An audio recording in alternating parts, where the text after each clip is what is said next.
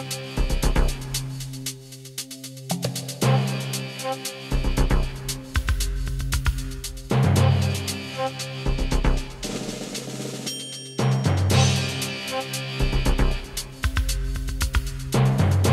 président Joseph Kabila Kabange peut-il se représenter aux élections du mois de décembre prochain?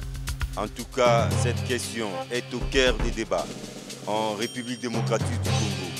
Elle semble entre-déchirer les constitutionnalistes congolais et visiblement tous les coups sont permis. Messieurs et dames, c'est un plaisir de vous retrouver dans un nouvel épisode de ces magazines en jeu. Bienvenue. Pour en parler, nous avons fait appel à un juriste que je vous invite tout de suite à découvrir.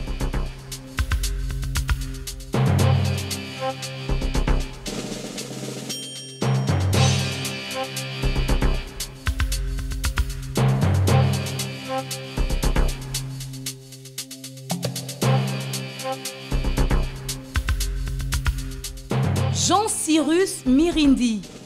Jean-Cyrus Mirindi est juriste de formation de l'Université de Kinshasa, sous-directeur à l'Office de gestion de fret multimodal, direction de facilités administratives et juridiques, cadre du Parti du peuple pour la reconstruction et la démocratie.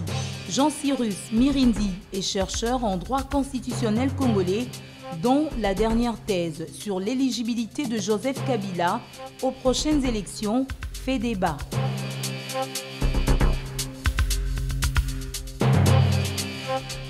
Jean-Cyrus Mirindi, bienvenue. Merci de votre invitation. Installez-vous tranquillement. Merci beaucoup. Sinon, comment vous allez? Oui, je me porte très bien.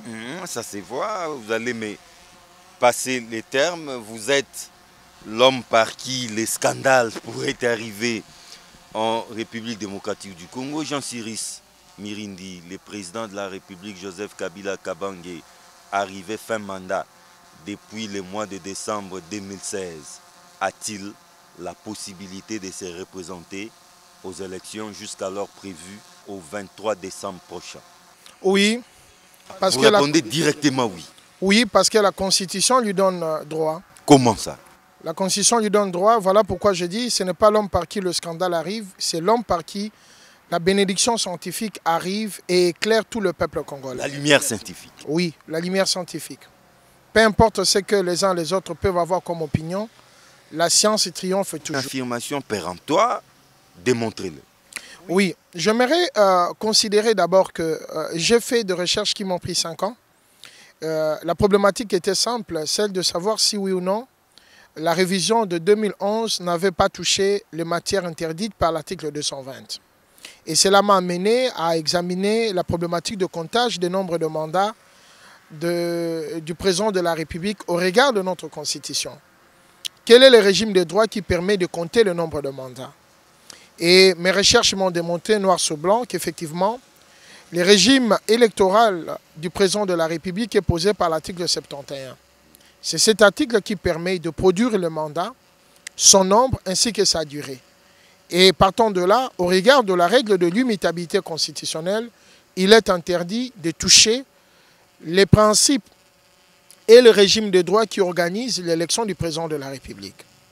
J'aimerais dire que lorsque vous analysez l'article 70, vous vous rendez bien compte que l'article 70 énonce les principes. Jean-Cyrus, s'il vous plaît, nous sommes là dans un champ, dans un domaine hautement scientifique. Tout le monde n'est pas juriste, tout le monde n'est pas initié. Allons dans un français simple. Vous avez d'abord commencé par citer l'article 220. Je lis rapidement cet article 220 parce que je veux vraiment que l'émission soit pédagogique. L'article 220 dit ceci. La forme républicaine de l'État, les principes du suffrage universel, la forme représentative du gouvernement, les nombres et la durée des mandats du président de la République, l'indépendance du pouvoir judiciaire, le pluralisme politique et syndical ne peuvent faire l'objet d'aucune révision constitutionnelle. Pour ce qui nous intéresse, je prends les principes du suffrage universel, les nombres et la durée des mandats du président de la République. Ça, c'est l'article 220. Merci beaucoup. Oui. Alors, j'aimerais d'entrée de jeu dire que la révision constitutionnelle du 20 janvier 2011 avait concerné 8 articles. Sur les 8 articles, il y a 4 qui ont entamé l'article 220. Lorsque vous lisez l'article 197 et 198, par exemple, ce qui concerne les prérogatives des provinces, on a limité l'indépendance ou les prérogatives des provinces. Alors que le constituant avait interdit l'immixtion du pouvoir exécutif central dans la gestion des provinces. Ils ont mis 2 alinéas au niveau des articles 71, 197 et 198. Si vous avez la constitution révisée, parce que j'ai les 2 versions ici, vous voyez, j'ai les 2 versions, donc de la constitution modifiée et de la constitution non modifiée, vous allez vous rendre compte que au niveau de l'article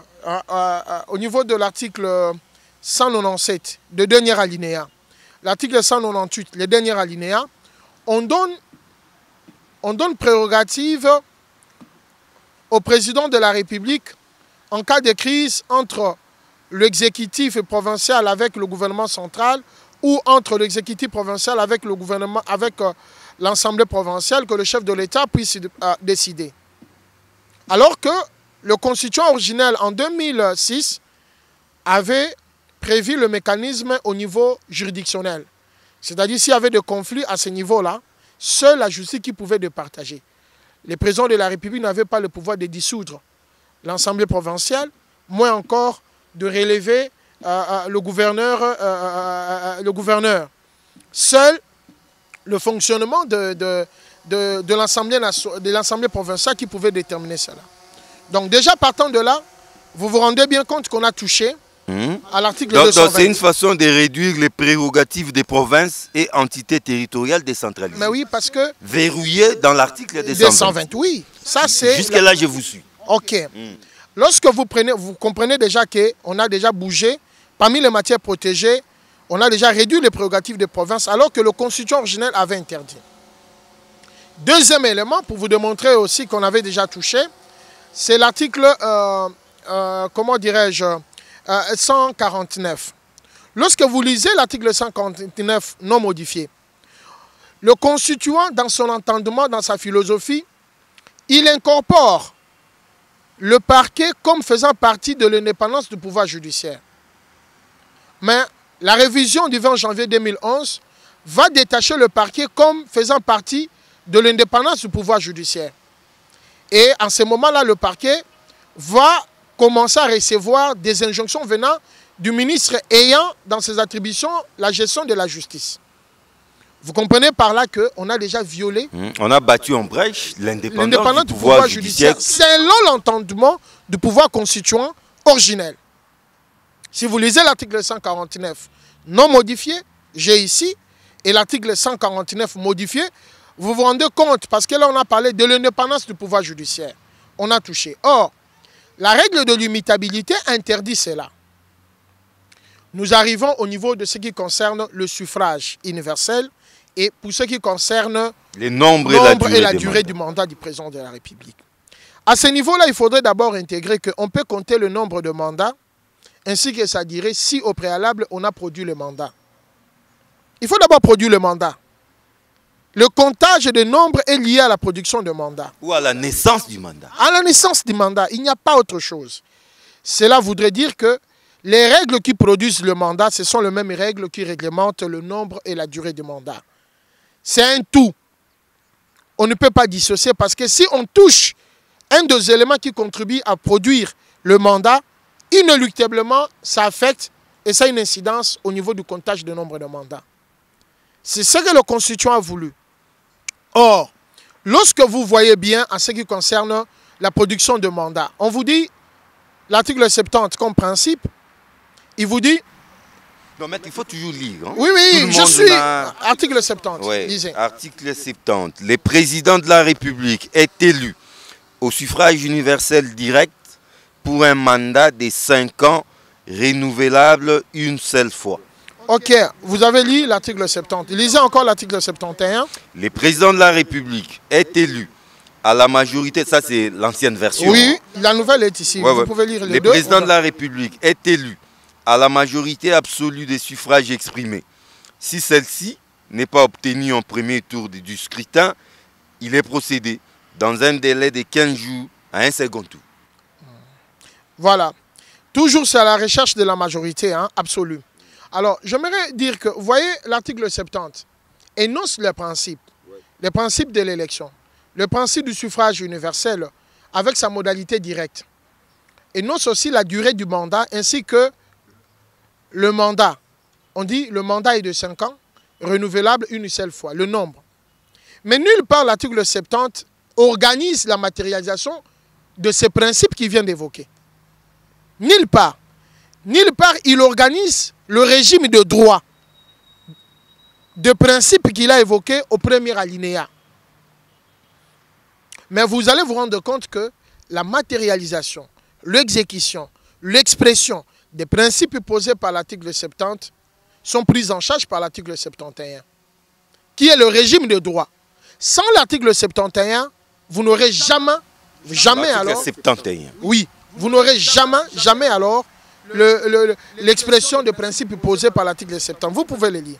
On a déjà lu d'ailleurs. Oui. Vous comprenez que par là... Donnez-moi la version modifiée. La constitution révisée. Parce qu'ici on dit est élu à la majorité absolue de suffrages exprimés. Alors que la constitution modifiée, le président de la République est élu à la majorité simple des suffrages exprimés. Voilà, ok. Vous comprenez, à partir de là, on a touché le contenu du suffrage universel du peuple congolais. Parce qu'il faut lire à ce niveau-là l'article 5. Lisons l'article 5, alinéa 1er et alinéa 4. Article 5, alinéa 1er. La souveraineté nationale appartient au peuple. Tout pouvoir émane du peuple, qui l'exerce directement par voie de référendum ou d'élection et indirectement par ses représentants. Alinéa 4. Le suffrage est universel, égal et secret.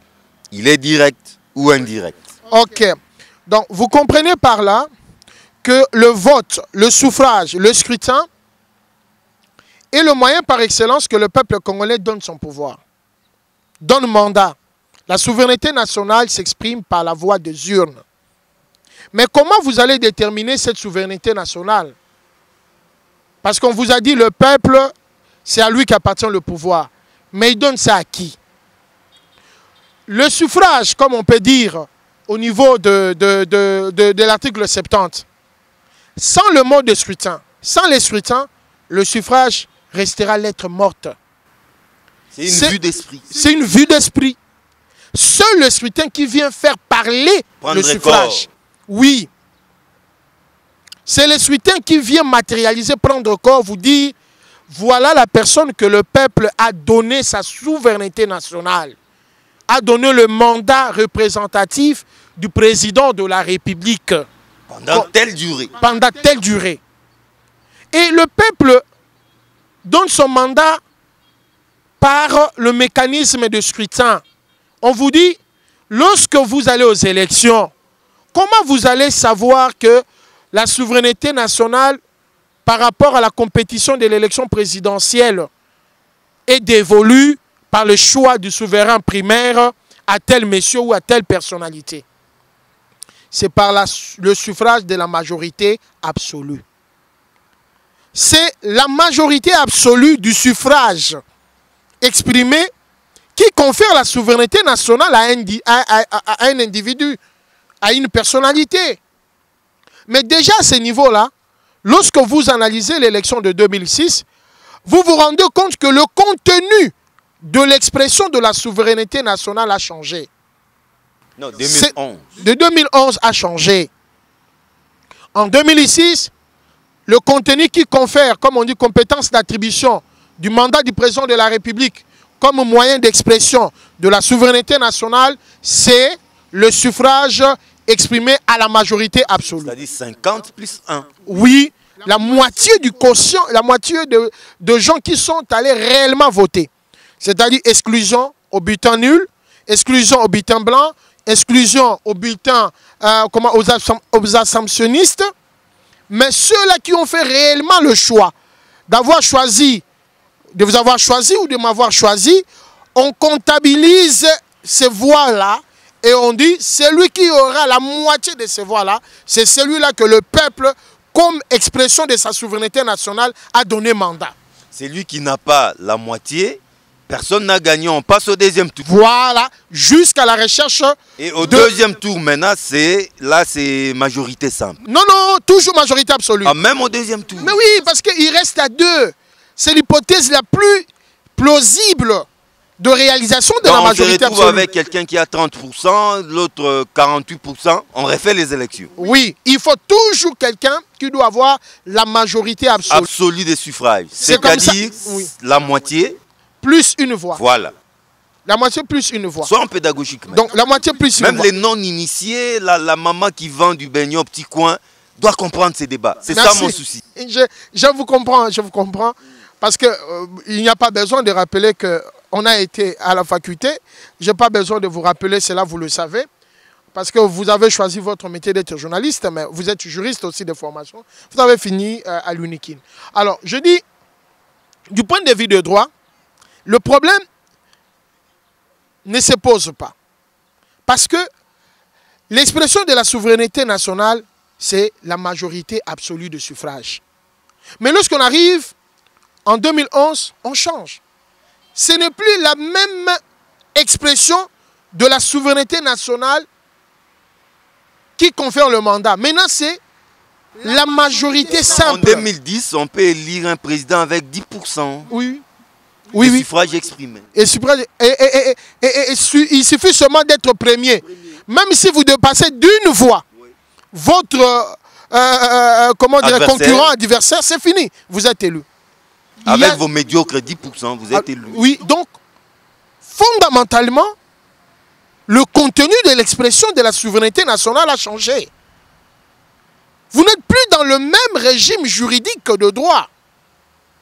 Or, l'égalité, puisqu'on dit que le suffrage doit être égal, c'est créé. Ça signifie une voix, une personne. Ça signifie le même peuple, dans son expression de la souveraineté nationale, qui a posé comme principe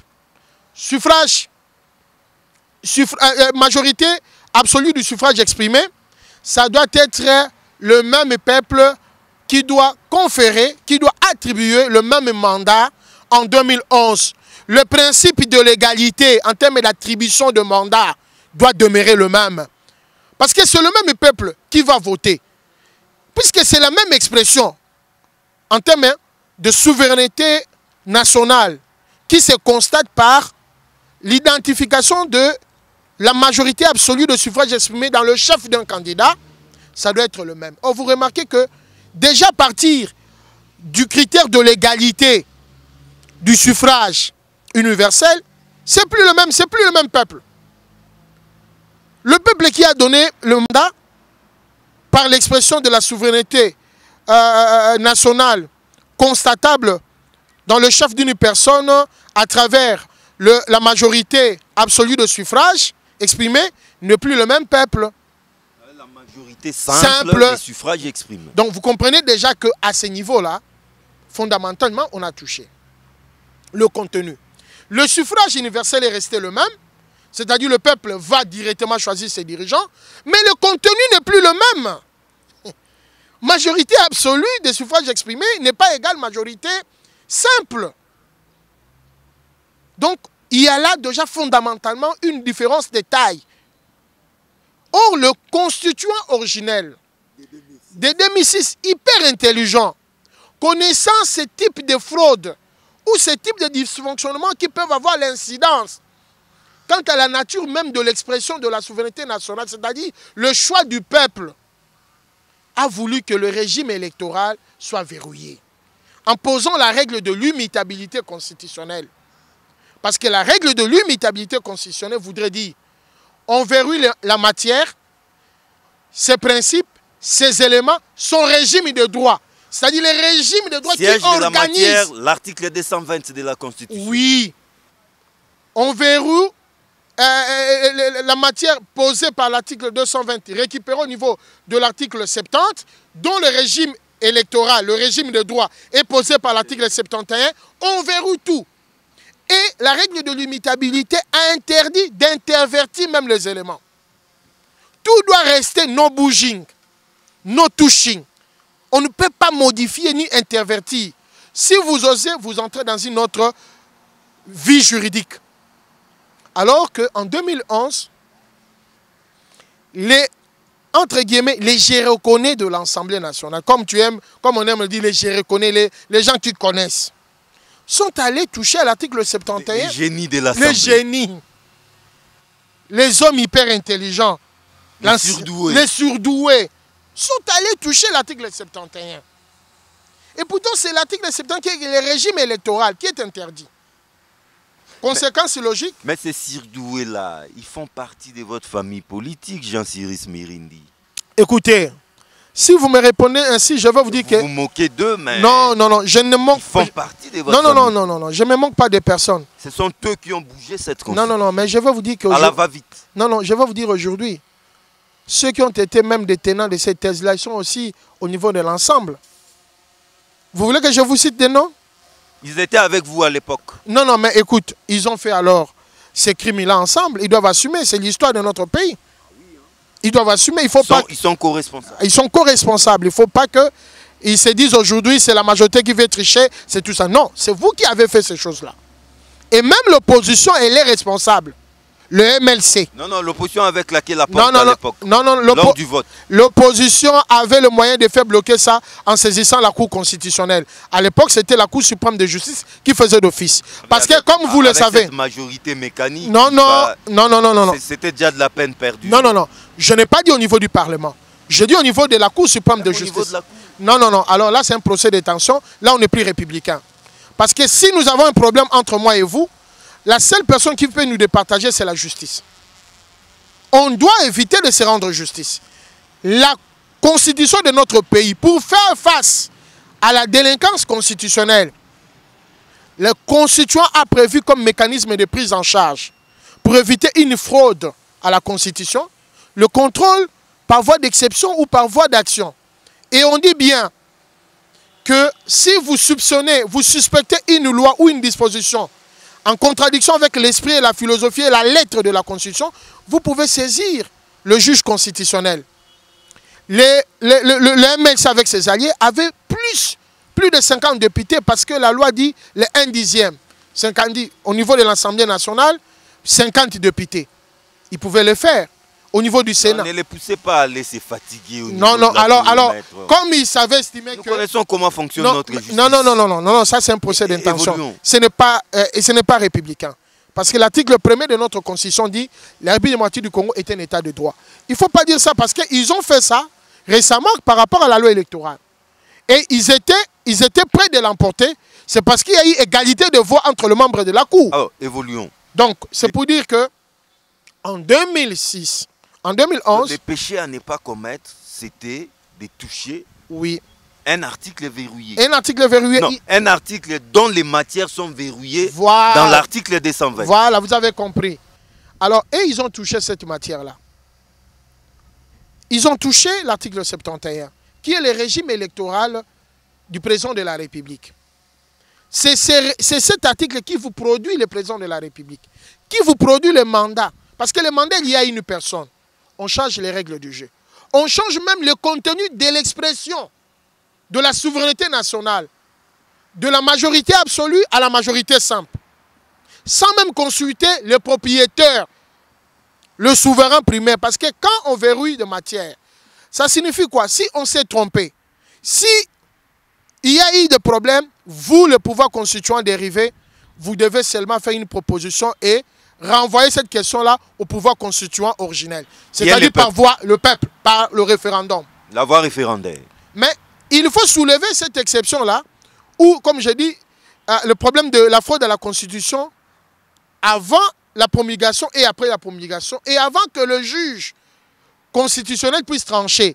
Or, en 2011, le juge constitutionnel avait déjà tranché en proclamant le président de la République élu sous ce nouveau régime électoral, sous ce nouveau régime de droit, d'une possibilité d'un tour et d'une majorité simple.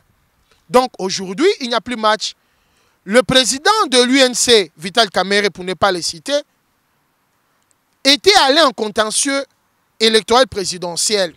Il avait son droit, puisqu'ils avaient déjà perdu l'élection, de dire que la loi qui a permis de nous départager, de dire qui est le gagnant, est d'abord inconstitutionnelle. C'est ce qu'on appelle en droit, comme vous le savez, l'exception d'inconstitutionnalité. Au cours d'un procès, lorsque vous sentez qu'une disposition, une loi qu'on voudrait bien vous appliquer énerve la Constitution, vous soulevez cela. Et les juges est appelé, avant de statuer sur le front, de se prononcer par rapport à ça. Ils ont renoncé. En renonçant, le juge constitutionnel a considéré que la société a couvert ces vices de procédure, cette fraude à la Constitution. Et que tout le monde a accepté. Rien que le taux de participation de notre peuple, plus de 58% à l'élection de 2011, montre une adhésion écrasante à la nouvelle règle juridique. Donc, notre peuple a accepté, en allant voter sous ce nouveau régime juridique, le changement du comptage des nombres de mandats. Or, mais vous savez dans quelles conditions ces changements s'est fait, Jean-Cyrus Mirindi? C'était à la va-vite, alors que c'était des questions hautement politiques. Mais les changements s'est fait dans quelques heures, on chambarde tout. Non, non, c'était au mois de janvier. Et l'élection a eu lieu quand? C'était au mois de décembre. Oui, l'élection a eu lieu quand? Non, non, l'élection a eu lieu à la veille des vacances parlementaires. Oui, mais non, je dis, la Constitution, c'est du 20 janvier 2011. L'élection n'a pas eu lieu au mois de janvier, l'élection présidentielle. C'est au mois de novembre. Oui, ils avaient tout le temps pour faire bloquer la chose, ou même boycotter. Mais en 2011, sociologiquement et juridiquement parlant, le peuple a adhéré. L'esprit de cette disposition constitutionnelle qui parle des 2 mandats, point barre. N'est-ce pas que Joseph Kabila a fait un premier mandat en 2006, un deuxième mandat en 2011? Pourquoi vous allez recourir par une sorte de masturbation constitutionnelle pour que coûte, Joseph Kabila revienne aux prochaines élections? Je pense que si vous suivez bien l'esprit du constituant, c'est 2 mandats. Non, s'il vous plaît, le constituant verrouille le régime électoral. C'était juste pour éviter une sorte de boîte à Pandore. Lorsque vous-même, vous n'avez pas respecté l'esprit du constituant, vous voulez que le constituant fasse quoi? Non, mais vous commencez à chercher des failles. Non, non, on n'a pas cherché des... Même à l'époque, lorsque le président Joseph Kabila a été élu en 2011, tout le monde savait que c'est son dernier mandat. Ça, c'est la compréhension sociologique. Et même votre lecture ici, votre découverte ici, ça vient un peu tardivement. S'il y avait eu élection en 2016, qu'allez-vous dire à l'époque? Merci. Mais vous venez tardivement. Non, merci beaucoup. C'est en prolongation que vous venez avec ces raisonnements. Non, c'est parce que j'étais en train de faire mes recherches avec mes propres moyens. Ni l'opposition, ni la majorité. Alors personne, moi encore de la société civile, qui m'a donné un nom. Mais vous le produisez tardivement. S'il y a eu élection en 2016, moi, ça allait être sans Joseph Kabila. Je l'ai produit du point de vue scientifique. Je n'étais pas prêt en 2016, je n'étais pas prêt en 2017, je suis maintenant prêt en 2018, j'ai livré les conclusions de mes enquêtes. Je vais vous aider. Vous êtes, je ne sais pas qu'est-ce que vous cherchez. Il y a un groupuscule d'individus qui s'est dit ceci. Président Joseph Kabila, soyez calme. Nous allons chercher par tous les moyens tordre les textes légaux, constitutionnels pour que vous vous représentiez en 2018. En fait, c'est ça votre mission. Qu'est-ce que vous cherchez? Non, non, non, s'il vous plaît. Moi, je cherche le triomphe de la vérité. Il faut que les gens cessent avec le mensonge. On ne va pas faire développer ces pays. Mais vous savez que ce triomphe peut basculer les pays dans les chaos. Non, non, non, au contraire, parce que le peuple, par votre émission et par d'autres émissions, connaît maintenant la vérité. Il sait que le crime a été déjà opéré en 2011. Et Mirindi ne vient que vous dire les conséquences de ces crimes. Que le compteur a été déjà ramené à zéro. Pourquoi l'avant-veille des élections? Mais monsieur, nous sommes à 2 mois du dépôt des candidatures à la présidentielle. C'est maintenant, comme un cheveu dans la soupe, vous venez tout chambarder. Mais moi, je m'étonne. Vous voulez maintenant que je cesse de réfléchir pour faire plaisir aux gens? Mais vous n'allez pas quand même mettre ma liberté scientifique, ma liberté d'expression, ma liberté de penser, mes convictions en difficulté? Mais comment allez-vous répondre à ceux qui pensent, pas toujours à tort, que cette réflexion serait télécommandée par un estomac affamé? Merci beaucoup. Mais par un estomac affamé, moi je suis sous-directeur à l'OGEFREM. On sait combien touche un sous-directeur. J'ai dépassé cette étape-là. Vous étiez en grève il n'y a pas longtemps. Oui, il n'y a pas de problème. L'OGEFREM, c'est pas aussi fameux. Mais ok, j'ai aussi mon épouse qui travaille. Je sais m'organiser. Vous savez, vous-même, vous me connaissez. Vous savez, on est africain, on ne vit pas s'il vous plaît. avec les sous de l'épouse. Hein. Moi, je suis en train de vous dire que je suis aussi un opérateur économique. J'avais plus de 20 véhicules ici à Kinshasa qui me faisaient des taxis et de gros camions. D'autres qu'on a abîmés, tu connais, parce que les images... Vous aviez, c'est-à-dire vous n'en avez plus. Non, ça signifie que avant ça... C'est la galère. Non, c'est pas la galère. Ça signifie que je sais m'organiser, je suis un fils d'un commerçant. Donc je sais chercher l'argent. Ce n'est pas par rapport à ça.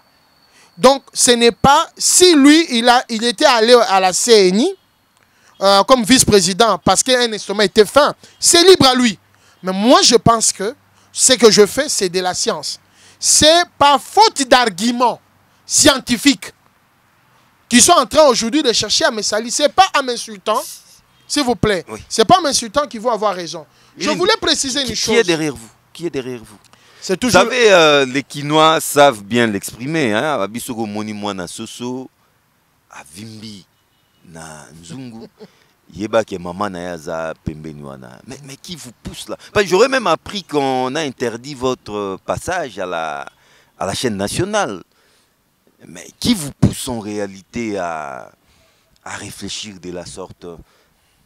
C'est la science. Parce que c'est un raisonnement dangereux. Non, ce n'est pas un raisonnement dangereux. Ce n'est pas un raisonnement dangereux.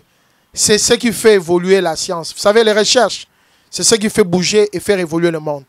Copernic a été traité d'hérésie, de malade, de fou. Et même Nicolas... On vous a surpris en pleine communication avec un haut placé de la République. Ce n'est pas dans ces milieux-là qu'on peut retrouver vos mentors. Ah bon, alors si eux qui m'envoient, pourquoi ils n'avaient pas trouvé ça en 2016? Pourquoi ils n'avaient pas trouvé ça en 2017? Ce sont des opportunistes. Ah non, écoute, s'il vous plaît, il ne faut pas blaguer avec moi. Les gens sont en train de penser que je suis intimidable. J'ai une forte personnalité, je me connais. Et je sais ce que je vaux.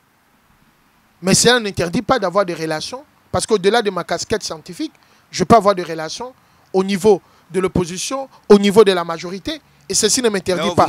Mais s'il vous plaît, je suis en train de vous dire que c'est faux et archi faux. C'est pas vous? Ce n'est pas moi, c'est le montage. Si vous dites que c'est moi, alors il faut dire que le président français Emmanuel Macron, qu'on a vu même une vidéo, son visage, presque même timbre vocal, qui a dit qu'il a démissionné de la présidence française. Moi, j'ai appelé ma soeur qui est en France. Ma soeur, il m'a dit, mais Mirindi, on te raconte des histoires. Ça fait du buzz. Ça fait du buzz. Mais après vérification, c'est faux. Tout simplement parce que ceux qui combattent la politique salvatrice selon Emmanuel Macron pour faire évoluer la France sont en train de faire ce genre de dénigrement, de campagnes d'intox. De la même manière qu'aujourd'hui, la technologie a avancé, on peut isoler une voix, on le met dans un programme et on vous fait croire que c'est M. Mirindi. Vous n'avez jamais entendu qu'avec une option seulement d'un téléphone, vous êtes en train de parler, vous êtes un homme, mais votre voix sort là-bas comme si c'est la voix d'une femme. Il y a beaucoup de choses. Donc, je résume votre pensée à l'intention des téléspectateurs. Donc, vous voulez dire ceci. Votre réflexion se résume en ceci. Le fait d'avoir modifié la production du mandat en 2011 du suffrage universel majoritaire, non, absolu, je vous l'ai dit, absolu, au suffrage simple, c'est-à-dire on a fait une sorte de compteur à zéro. Pas on a fait une sorte, c'est vraiment du compteur à zéro. Vraiment du compteur à zéro. C'est ça la règle de l'imitabilité. Par conséquent, c'était le premier mandat de Joseph Kabila. Et il peut donc s'il le désire, je ne l'oblige pas. Oui. S'il le désire, il peut renoncer comme le François Hollande. Donc c'est ça les calculs, maître. Il peut renoncer. Je vous comprends. Il peut renoncer comme le François Hollande. Il peut renoncer comme Jacques Chirac. Ce n'est pas comprendre le deal. C'est-à-dire quoi? Il a le même droit que vous. Le président Joseph va déposer sa candidature au niveau de la CENI. Pour les besoins de la cause, la CENI va pas rejeter, mais renvoyer sa candidature au niveau de la Cour constitutionnelle. C'est par là maintenant que votre thèse va intervenir. Non, écoute, ça ce sont vos scénarios. C'est ça les deals, maître. Non, je vais vous dire que la CENI au stade... Vous avez donné de la matière à la Cour constitutionnelle. Au stade actuel, la CENI n'a aucune compétence de rejeter la candidature du chef de l'État. Tout à fait. Donc tout va se jouer au niveau de la Cour constitutionnelle. Oui. Ça, c'est entre nous. Non, la Cour constitutionnelle va vous dire le droit. Et il n'y aura pas de magie. C'est comme ça que j'ai dit à mes compatriotes. La Cour va déballer vos thèses. Non, parce que c'est ça la vérité. Vous avez touché le contenu même de l'expression de la souveraineté nationale. En ramenant ça de la majorité absolue de suffrage exprimé à la majorité simple. Et vous voulez nous dire, nous faire croire que c'est toujours la même chose. Que c'est toujours le même peuple de 2006 qui avait donné mandat au président de la République. C'est le même peuple. Non. Le contenu a changé. L'égalité à ce niveau-là a changé. En termes de compétences d'attribution. La compétence d'attribution qui permettait à une personne de dire que j'ai reçu le mandat du peuple comme expression de sa souveraineté nationale, c'était la majorité absolue de suffrage exprimé. Je m'aimerais préciser en disant ceci. Oui. Ceux qui disent tel élément, si aujourd'hui ils disent que rien n'a changé et qu'on peut toucher l'article 71 sans incidence, mais maintenant, moi je vous prends seulement un autre exemple. Le principe du suffrage universel est protégé par l'article 220. Vous êtes d'accord avec moi? Tout à fait. Mais sa modalité directe n'est pas protégée. Et pourtant, sa modalité, on dit le président de la République est élu au suffrage universel direct. Bon, maintenant, on peut prendre direct, on change en indirect. C'est-à-dire que ce soit les parlementaires qui vont commencer maintenant à vous choisir le président de la République. À l'état actuel de cette constitution, c'est faisable. Alors moi, je vous dis que non, ce n'est pas faisable. C'est interdit. Parce que le direct, là, fait partie des éléments constitutifs. Non, on peut toucher l'article 5. Non, on ne peut pas toucher parce que là... L'alinéa 4 de l'article 5. Non, je vous dis l'article 5. C'est non seulement l'expression de la souveraineté nationale, mais cela fait partie des droits inaliénables dévolus aux citoyens d'un pays. Or, il vous est interdit de réduire les droits des citoyens. Selon l'article 220. Non, mais l'article 5 alinéa 4 dit le suffrage est universel, égal et secret. Il est direct ou indirect. Mais oui, donc on peut élire le président de la République au suffrage universel indirect. Mais maintenant, à travers les grands électeurs. C'est pas violer la Constitution. Non, maintenant je vous dis, que moi je vous dis ça serait violer la Constitution. Vous savez pourquoi? Le principe du suffrage. Votre raisonnement, c'est selon. Hein? Lorsqu'on veut appliquer Moutatis Moutandis, votre raisonnement, mais là, vous dites non. Non, pourquoi? Donc, je vous dis, non, c'est-à-dire, comme vous avez raisonné ici, ceux qui disent qu'on a modifié l'article 71, ça n'a pas d'incidence, parce qu'on n'a pas touché la matière de l'article 220. Oui. Si vous allez dans leur logique là, ça signifie que l'actuel chef de l'État, comme vous, le gouvernement, n'a pas encore donné tous les moyens à la CENI et qu'il y a des moyens là, initier une révision rapidement là, pour des raisons d'économie financière, de moyens, qu'on puisse commencer à élire le président de la République au suffrage universel indirect. Demandez maintenant à ces constitutionnalistes là, s'ils seront d'accord, s'ils vont dire que ce n'est pas violer la Constitution. Mais alors vous voulez dire violer la Constitution par rapport à quoi? Parce que le direct là n'est pas protégé par l'article 220. En ce moment là, ils vont retomber à la pertinence de ma thèse qui dit que le direct là est protégé parce que ça fait partie du régime électoral du président de la République. Lorsque vous touchez un des éléments qui constitue le régime... Mais c'est votre camp qui a changé. Non, c'est le Parlement du peuple. Parce que les députés n'ont pas un mandat impératif. La présidence de Bochab, tout s'est fait nuitamment à la va-vite. Pour accepter, pour adopter une norme constitutionnelle, il y a le Congrès. Et dans le Congrès, ce n'est pas une simple majorité, une coalition pour voir qui avait réuni le nombre de congressistes. Ils ont dû faire appel aux députés de l'opposition. Ils doivent assumer. Et à l'époque, même les Mouzito était le Premier ministre. Et le président Kengo Wadondo était toujours président du Sénat. Tous ces gens-là, s'ils avaient estimé qu'il y avait un problème, ils pouvaient saisir la Cour constitutionnelle. Jacques Mirindi, nous chutons déjà. Qu'allez-vous répondre à tous ceux qui pensent que vous êtes un délinquant constitutionnel qui peut, par ses réflexions, embraser ces pays? Non, c'est eux qui veulent utiliser de l'intimidation. Moi, je suis Congolais à part entière. Personne ne peut m'intimider dans mon pays. Et je suis quinois au vrai sens du terme. Péjoratif, je ne sais pas quoi figurer. Né ici à Kinshasa, grandi. Bien que mes parents de l'Est ou de l'Ouest, ce n'est pas mon affaire. Je suis Congolais. Donc, il n'y a pas de gens qui peuvent venir m'intimider ou me dire tout ça. Des intimidations, mon cher, on a brûlé mes véhicules ici, on a fait quoi? Ça changeait quoi? Quand c'est la vérité, vous devez vous incliner. Ceux qui qualifient les autres de délinquants constitutionnels, mais ils devraient d'abord commencer à refuser de rentrer au Sénat. Parce qu'ils étaient vice-présidents. L'ouvrier mérite son salaire. Qu'est-ce qu'on vous a promis?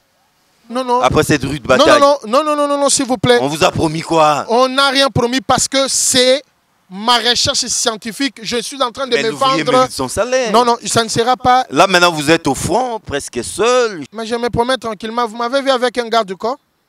Alors, qu'est-ce qu'on vous a promis? Non, s'il vous Pour plaît. prendre tant de risques. Je ne prends pas tant de risques parce que rien n'est plus beau que ma nation.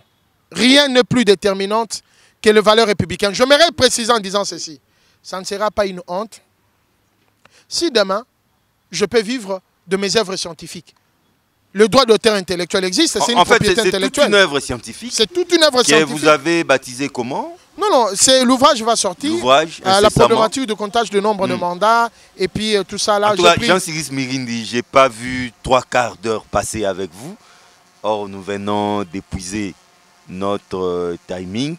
Je crois que nous aurons un acte 2 de cette émission. Une sorte de suite fin. Et pourquoi pas un débat contradictoire, maître? Il n'y a pas de problème, mais un débat contradictoire avec certains gens qui ont un certain niveau. Je ne mourrai pas débattre avec certaines personnes qui ne maîtrisent pas le concept, qui voudront m'amener dans un raisonnement qui n'est pas juridique. Non, on va vous trouver un contradicteur à la taille. À la taille, oui. Je vous donne la parole, ça sera votre conclusion. Oui, j'aimerais inviter mes compatriotes congolais à tirer les leçons de l'expérience sénégalaise. Parce que le droit est un. Nous avons notre manière de compter le nombre de mandats. Pour compter le nombre de mandats, il faut que la forme et le fond puissent demeurer statiques, le statico. On constate bien qu'en 2011, on a bougé et la forme et le fond.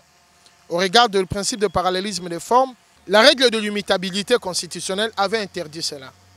L'esprit et la lettre du pouvoir constituant avaient interdit la ratio legis. C'est comme ça qu'il avait organisé des mécanismes de prise en charge de comportements irrespectueux du pouvoir constituant dérivé. C'est le pouvoir constituant dérivé qui a délinqué. Aujourd'hui, il est trop tard de parler de cette fraude parce qu'elle est en vigueur. Elle a été sanctifiée par l'arrêt de la Cour constitutionnelle de notre pays. J'inviterai mes compatriotes à ne pas céder au désordre, à ne pas céder à la discrimination. Nous savons qu'est-ce que la discrimination nous a mené dans notre pays. L'exclusion. S'ils ne sont pas d'accord avec l'actuel chef de l'État, dans l'hypothèse où ils prenaient le droit de se représenter, organisez-vous, allez le battre démocratiquement. Par exemple, à présenter un candidat unique. Ne cherchez pas à tricher, à exclure un candidat que vous estimez que peut-être il vous fait peur. S'il ne vous fait pas peur, organisez-vous, allez le battre. Ne cherchez pas à vous acharner contre Mirindi, parce que Mirindi est votre propre frère, il est votre enfant, il vous dit la vérité parce qu'il a fait des recherches scientifiques. Si vous n'êtes pas d'accord avec Mirindi, venez sur un terrain de droit, sur des arguments scientifiques. Ne venez pas sur des arguments politiques, parce que sur les arguments politiques, vous ne me trouverez pas. Jean-Cyrus Mirindi, je dois vous arrêter, vous êtes vraiment intarissable. Juste en 2 phrases, ça sera vraiment cette fois-ci le mot de la fin. On peut les faire debout. Oui, mon mot de la fin, c'est la science qui triomphe et laissons la science faire avancer notre société. Et je crois que le Congo gagnera là-dessus. C'est la science qui triomphe et laissons la science faire avancer notre société. Ça, c'est bien dit. Alors, Jean-Cyrus Mirindi, au plaisir. Okay, merci beaucoup. Et promettez-nous que vous serez encore là. Parce qu'il doit y avoir un acte 2 de cette émission.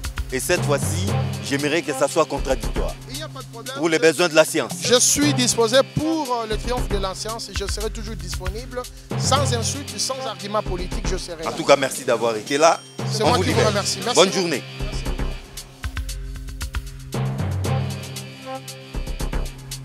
Messieurs et dames, vous l'avez sans doute remarqué à travers sa thèse, Jean-Cyrus Mirindi vient de jeter une véritable pavé dans la mare. En tout cas, le débat est ouvert et visiblement, comme je le disais au début de cette émission, tous les coups sont permis. Argument, contre-argument, thèse, contre-thèse, texte, contre-texte. Au plaisir de vous retrouver dans un nouveau numéro très bientôt. Au revoir.